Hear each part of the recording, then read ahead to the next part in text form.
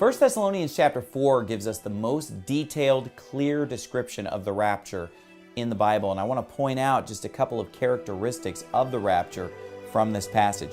Beginning in verse 15, the Bible reads, "For this we say unto you by the word of the Lord, that we which are alive and remain unto the coming of the Lord shall not prevent them which are asleep.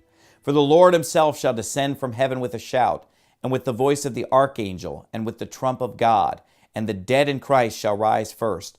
Then we which are alive and remain shall be caught up together with them in the clouds, to meet the Lord in the air, and so shall we ever be with the Lord."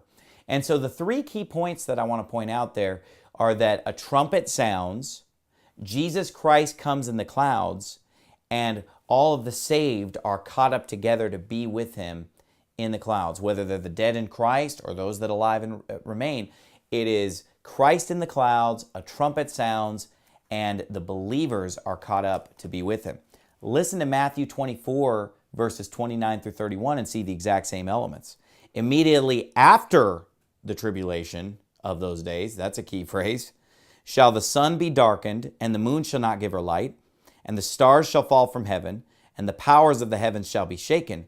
And then shall appear the sign of the Son of Man in heaven, and then shall all the tribes of the earth mourn, and they shall see the Son of Man coming in the clouds of heaven with power and great glory, and he shall send his angels with a great sound of a trumpet, and they shall gather together his elect from the four winds, from one end of heaven to the other. So again, we have the exact same elements. In Matthew 24, we have Christ coming in the clouds, we have the trumpet sounding, and we have all the elect being gathered. That's exactly what we saw in 1 Thessalonians chapter 4, and that is because the rapture occurs after the tribulation.